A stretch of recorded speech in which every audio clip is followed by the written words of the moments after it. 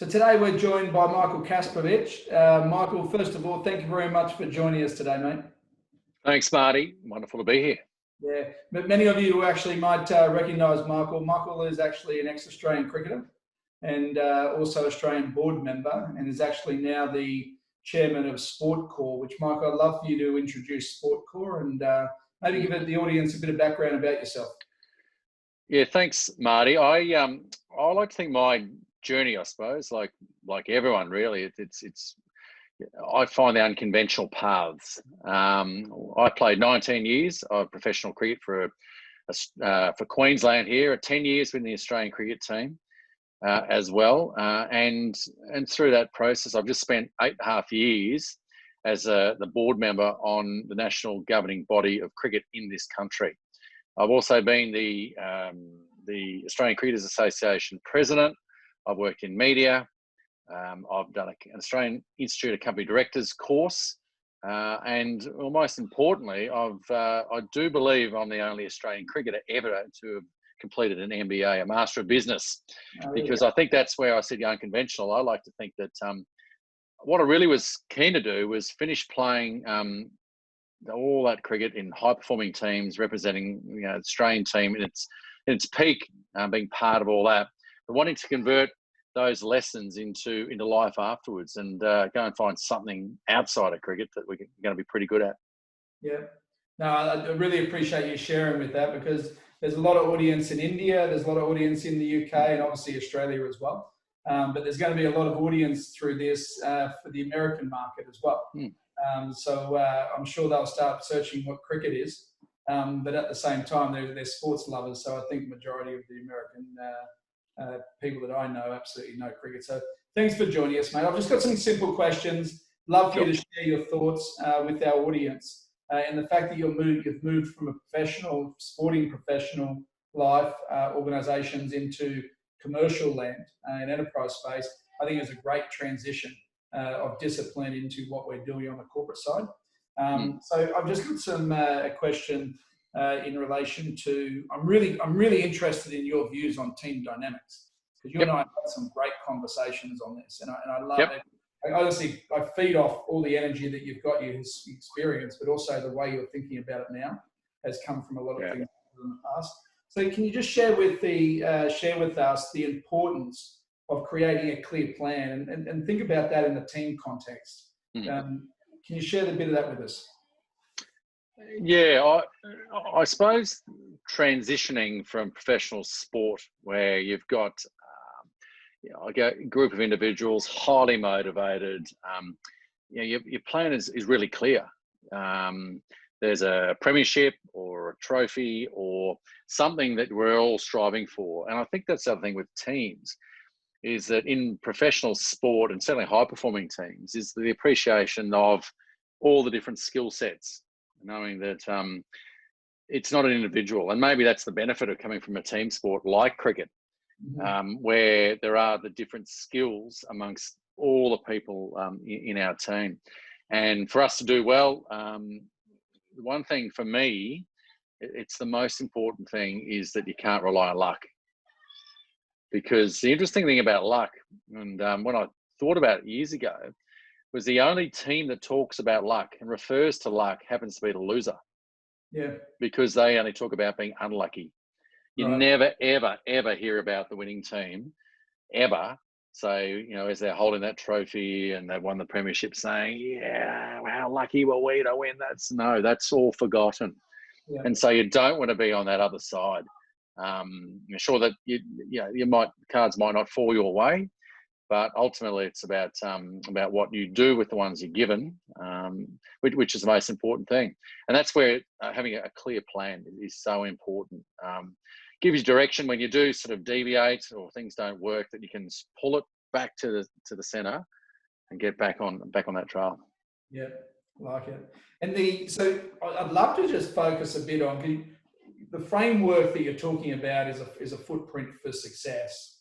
I mean, you've like all of us have had a lot of failures along the way. It's just part of the way that we sort of deal with it. But again, I wanted to put it into context of the dynamics of a team. So when you look at the dynamics of a team, what are some of the fundamental flaws you see that have created a path for failure. Yeah, I played professional sport for 19 seasons, which was quite extraordinary. I was 17 years old when I started, 36 or so when I finished. So I saw a real range of different teams, not only just in Australia in a sporting sense, but I actually played Australian. I played for Australian Rugby Union as well. So I played the Australian schoolboys team. So I have had a good, I suppose, exposure to multiple sports.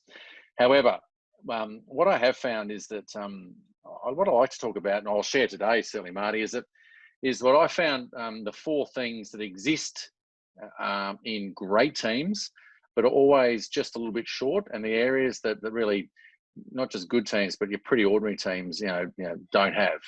Yeah. And it's, for me, it's the formula is really simple. It starts with discipline.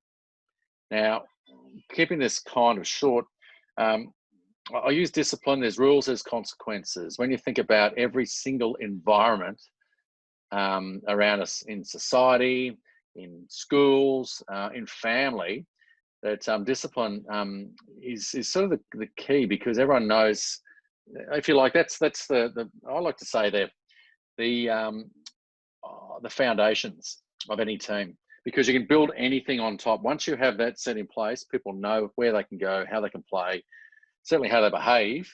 And I think then you can sort of build from there. Number two is communication. The great teams I've always been with have this just seamless information communication sharing. It can be positive, it can be negative, but it's also taken the same way. And every team or any relationship, if you like, that doesn't work, it's always the first thing that everyone says, there was a breakdown in communication. So that's the second part for me. Number three, I always think is respect. Now, when I say respect, I'm saying that because when you've got that discipline, everyone knows where to play, then we can communicate and talk, frankly and honestly with each other.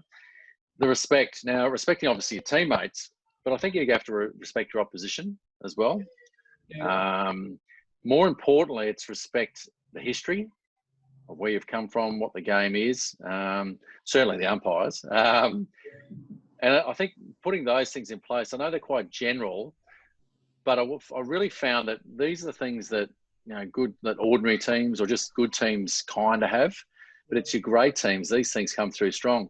But the most important thing that exists in your great teams, in your best environments, I found, the word I use is belief. Mm-hmm. And why I'm saying that is that there's lots of other ways to say this, or for individuals will have their own examples, but there's nothing like being in the dressing room when or in a team, when you're actually right up against it, but you can comfortably look around the team to all the members, and there's this confidence within the team, not arrogance, but a belief that we can get through this. We'll come through because we have the discipline in place, we can communicate, we respect along the way, and all the other layers, I suppose, of those teams, those parts. But it's quite incredible when you are in those dressing rooms or in those environments, when you have this thing called belief. You can't measure it. Yeah. So that's where a lot of academics won't understand it. Yeah. And it's the type of thing when, unless you've actually had it, felt it, it's real. It's quite herbal in many ways, and I don't generally live too much of a herbal life, but it's the one thing that is absolutely there in all of your best teams. Yeah, I was actually having a conversation with somebody earlier. They were talking about leadership, and leaders lead from the front. And I sort of made the observation: leaders do lead from the front because it sets the discipline, the tone, the clear direction, things like that. But the best leaders are the ones that are standing next to you. Or the best leaders are the ones that actually sometimes take a background because they so believe in what you're going to do. Yep. They actually just let you get on and do it. And I love it, because that's my definition of leadership. It's not the person standing in the room. It's the person who actually is believing in what I can achieve, what I can do. And just put trust that I can do it. And when you do it, it's an amazing feeling. It's so strong, isn't it? So, yeah. And that's, to me, when I've in any capacity I've been in a leadership capacity, is trying to absolutely follow through with that. Yeah, and let's take that. Let's take the professional sporting analogies and put it into your professional life. post sport. What are some of the things that you've reflected on that was probably a little bit harder than what you thought it would be, or maybe some good lessons that you've learned over the past few years when you're in the enterprise space?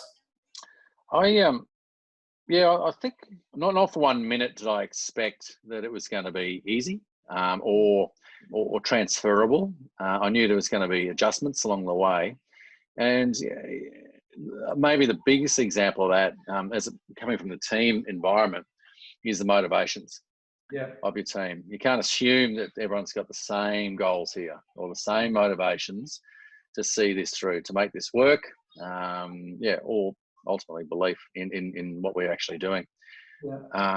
And to me, whilst I say that wasn't a surprise, because I anticipated that wasn't going to be the case, because they weren't going to be highly motivated, athletes living their dream. There's no chance of that. But I was surprised at how first it is, how different it actually was. And I guess it was a great lesson in people. Not just, and we know plenty of personality types. I know in sport, you see every type, certainly the ranges. But I have to say, in my professional life post cricket, I've seen some absolute stunning examples of stuff that surprised me. Which is probably the best way. Of behaviours that even in some of these professional sporting teams, as individuals, people can be in a business sense. Was taken down some tracks there with some examples I've found of just another level. I was going to say, you put that in a successful sporting team, it just wouldn't work. No, I know there's the no dickhead policy. What's that? I know in a lot of teams talk about the no dickhead policy and those type of things, and I think that's where sport self-regulates in many ways. Like you come into a room because you do have a sense of the history of where we've come from or what we're going for and all that. And it does actually, it regulates those behaviours pretty well. Different story in business. Yeah, it's interesting what you talked about in relation to the history of especially Australian cricket. I mean, it's one of our highest achievements that a professional sports person can achieve in our country is to play for the Australian cricket team. And I think that foundation gives you a lot of purpose. When you enter an environment, you understand there's a legacy that you need to uphold to be able to move it forward and succeed. That's right, yeah. Well, Donald Bradman talked about, now he was the greatest cricketer of all time. His performances back in 30s and 40s, his average is twice as good as any other player in history ever today. All his numbers, and of the players at the time, and certainly the numbers today.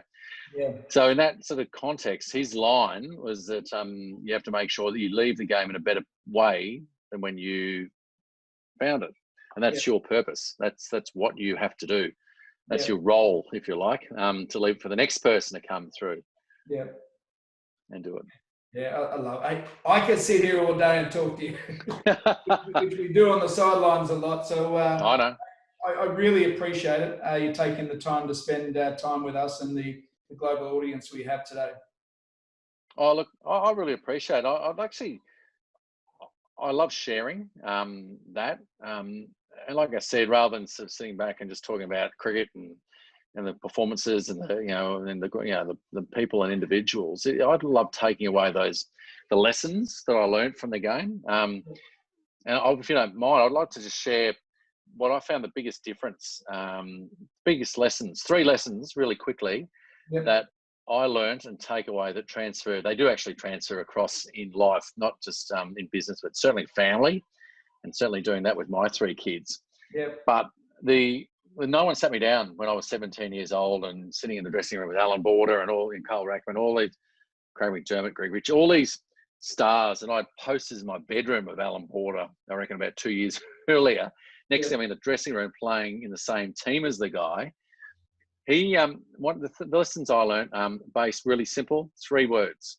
And conveniently, they all start with letter P, is appreciating pain. Number 2 is understanding how perception works. Number 3 is possession or ownership. you're in charge of your journey.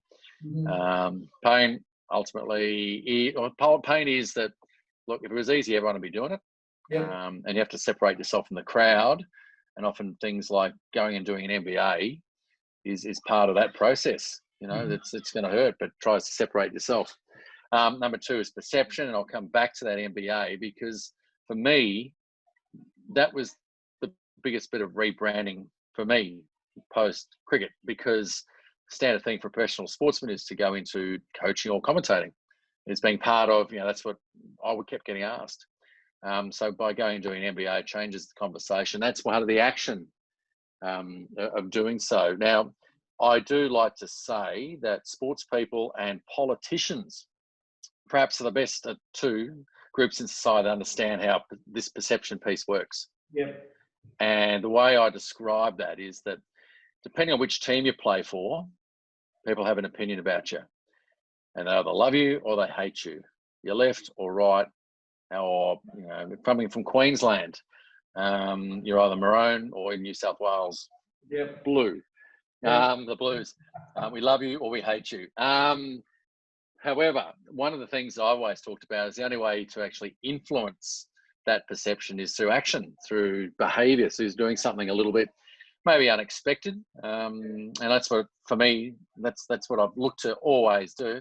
But ultimately, and this is the biggest lesson I know with my kids, is possession or the ownership. You are in charge of your journey. I know I used the luck piece earlier. You don't have to rely on that, but not everyone's given the same hand.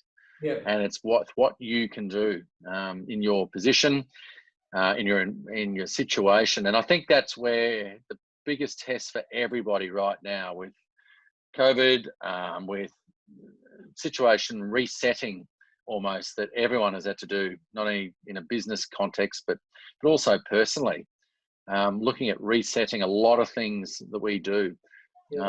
Changing those perceptions perhaps of us as a business person or our business, the way that we do things is really important. I think that's the most important thing right now for me, is ownership. Don't rely on someone else for ththings to fall in place. That's brilliant. I like it. Hey, well, before I do let you go, because you did talk about you're in a generational from a cricketing standpoint with a lot of icons, a lot of legends of the game, and you achieved so much. Give us you got a funny story for us? Give us a funny story of something that you can share with the audience. Oh, look, I think it's amazing the people you spend time with. Obviously, in a cricket tour, playing cricket, there's a lot of time on the field, but there's also a lot of time off the field. On the field, I guess your funny stories are, sledges. I think when all sledging is look, it's putting pressure on the opposition, getting into their head, into their mind, and saying something that gets them thinking about anything other than the performance of watching the ball or hitting the ball. Look, there's been some funny sort of like lines and sledges and stuff like that. I think Jim Ormond, who's a young bowler in England, one day I was actually playing the game. We're in Leicestershire. English audience will appreciate this. Anyway, Shane Warne was bowling, great Australian leg spinner, and Jim Ormond kept playing and missing. And then Mark Waugh, who was one of Australia's finest batsmen, who has a twin brother named Stephen Waugh, he starts mouthing off and said to James Ormond, he said, "Mate, can you just hurry up and get out? You're wasting all our time." And James Ormond turns around to Mark Waugh, one of Australia's greatest players, turns around and says to him, "Shut up, mate. At least I'm the best player in my family." So, and he's probably right with that too, because Steve Waugh is considered one of the greats. But I think too that the other thing when I said off the field, did Mark have a back to that? No, it wanted nothing. Nothing. It generally does, but nothing at that one. I think what happens is because you're spending so much time off the field with people, you get to know them really well. And one of my favourite people, it's definitely not a batsman. It's got to be a fast bowler, like me. But all the fast bowlers, we get on fantastically. But Glenn McGrath is one of the more, not only unique, but exceptional human beings I've ever come across. He's a guy who wasn't in any junior pathways, identified early. He lived in a place called Narromine, which is in northwest New South Wales. It is literally the back of Bourke, where Bourke is, and if people know Australia or Western, the middle of Australia. He moved down to Sydney on a light invitation to play club cricket. He lived in a caravan for the first 6 months to 12 months, then got picked up. Next thing, he played for New South Wales, got picked for Australia. And he was easily the most consistent fast bowler of all time. But what makes him so exceptional was that his positivity was incredible. His wife, Jane, first wife, I should say, Jane McGrath, she unfortunately contracted cancer, and she beat it. There was a breast cancer to start with, and then it came back. And she unfortunately passed away. This guy, whenever you saw him, every single day was, how you going, mate? He was always never better. That was his response, because he lived his life in every single day that he was doing. Everything was positive. How good it is. Even when he stepped on the ball and over in 2005 Ashes in Edgbaston and did his ankle, giving me the opportunity to play the test match over there, the third test match. But this isn't a cricket sporty, so we'll come back to that another time. And my involvement in that one. But he turns up the next day in a big black moon boot, in crutches, and mate, how you going? Response: never felt better. Once again, just an extraordinary human being. Listening to that in itself, isn't it? That's amazing. Yeah, and I think maybe it comes back to that little ownership piece as well. But but look, the thing is, I'm actually, I've really enjoyed transferring that into a business context now, Marty. And I know that I've shared it with you before, but to be involved with a business that's actually developed a smart cricket ball. We've actually got technology that we've been able to put into a cricket ball. This is Sport Core, working with Kookaburra, who is the best and most recognised cricket ball manufacturer in world cricket. All 50 over, 2020, every commercial game or broadcast game of cricket in those contexts all use the white Kookaburra turf. It was just an extraordinary thing, but more importantly, it's involved in transferring all those lessons into creating a team, in obviously being involved in sport, but more importantly, it's a data company. We're an IT company. Software as a service, IoT is the space that we're working in at the moment, which is really, really exciting, given not only where society is, I suppose, and subscription models across everything we do these days, but data being involved in that, and be able to collect the data from inside a cricket ball to give not only at the highest level players feedback about their performance, and also broadcast, but more importantly, you and me and our kids will also be able to use the same ball and compare themselves not only to the great players, Nathan Lyon with the Revolutions or Mitchell Stark with the speed, but also their mates. And even if they're lucky, they'll be able to compare it to their fathers as well in the backyard. Yeah, I love it. Well, that's very exciting. I've enjoyed learning about your journey on that front as well. So it's a journey, all right. It's the startup world, mate. I got to say, it doesn't matter. All the books I've read about startups and the hard thing about hard things, and Ben Horowitz and all the books, all the great examples. This is textbook, absolute textbook startup, which is part of the narrative that's going to make an awesome story one day. Yeah, fantastic. Hey, Michael, thank you very much for your time. I really appreciate it. And looking forward to continuing many conversations with you. Marty, I really appreciate it, and also for Strat mate. Thanks for the introduction, obviously, to it, and really looking forward to using and being part of it, mate. So thank you. Fantastic. Good luck. Thank you.